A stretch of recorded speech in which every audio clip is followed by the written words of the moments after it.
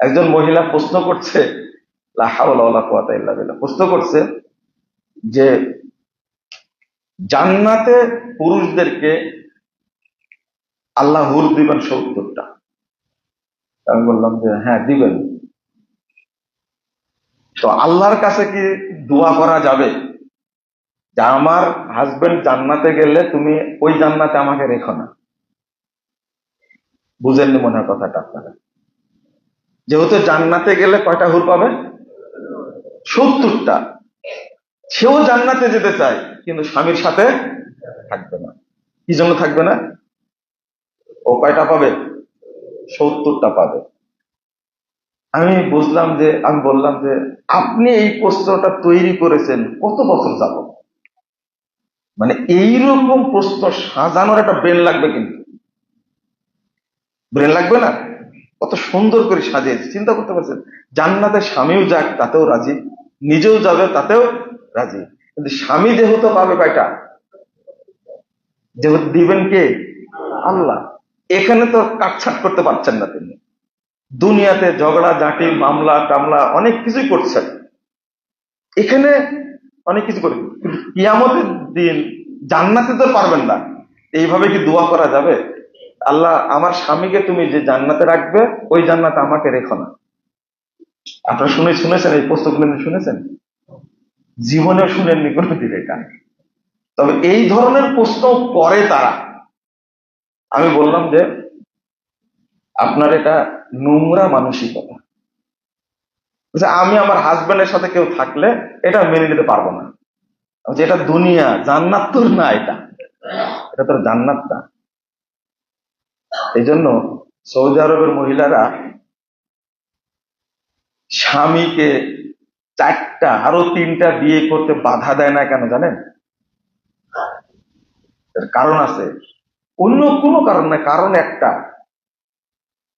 লাম মাল্লাম ইয়াদখুলিল জান্নাতিদ দুনিয়া লাম ইয়াদখুলিল জান্নাতিল আখিরাহ।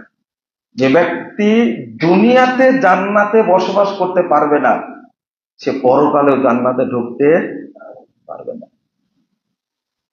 এটা তাদের মাথায় আগে কাজ করে যে আমি যদি আল্লাহর এই বিধানকে মেনে না নিই তাহলে পরকালে তো আল্লাহ আমাকে কি দিবে না? জান্নাত দিবে না। এটা আমাদের মহিলাদের চিন্তা উল্টাটা।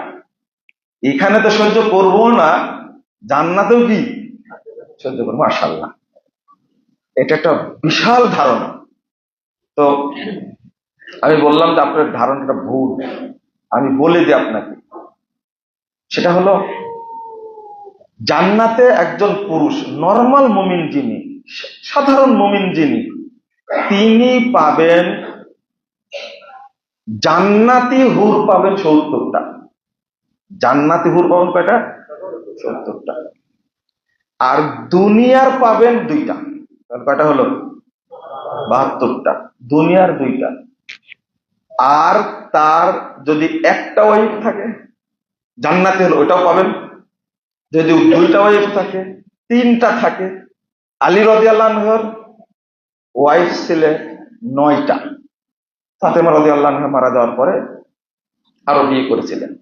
34টা সন্তান ছিলেন আলী রাদিয়াল্লাহু আনহু। ফাতেমা রাদিয়াল্লাহু আনহার 4 সন্তান। জানেন আপনারা? জানেন তো কয়টা? 2টা না। হাসান হোসেন রাদিয়াল্লাহু আনহু 2জন মেয়ে ছিলেন ফাতেমা রাদিয়াল্লাহু আনহা। একটা নাম রাখছিলেন উম্মে কুলসুম, আর একটা নাম রাখছিলেন আল্লাহ রাসূল আর একটা স্ত্রীর নাম কি যেন? জয়নাব। তো এই 4জন ছিলেন। তো আলী রাদিয়াল্লাহু আনহু এই দুনিয়ার যে স্ত্রী সেগুলো তো পাবেন না? তাহলে বাড়বেন আরো। বক্তব্য শোনেন, বুঝে শোনেন। আর যারা ভালো মুমিন হবে তাদের আল্লাহ কতজন দিবেন? যে যত ভালো মুমিন, এজন্য বলা হয় আজওয়াজু মুতাহহারা, অসংখ্য। তাদেরকে আল্লাহ পবিত্র নারী হুর দান করবেন। তো দুনিয়ার কয়টা দিবেন? 2টা। মজার ব্যাপার হলো যে দুনিয়ার যিনি স্ত্রী একজন হোক আর দুইজন হোক, হুরদের চেয়ে তাদের সৌন্দর্য হবে কোটি কোটি গুণে বেশি। তখন এই মহিলা বলছেন, তাই? আমি বললাম যে জি, শ্রেষ্ঠত্ব আপনারই থাকবে। ওটা জানেন না আপনি? মারজান বলা হয়েছে।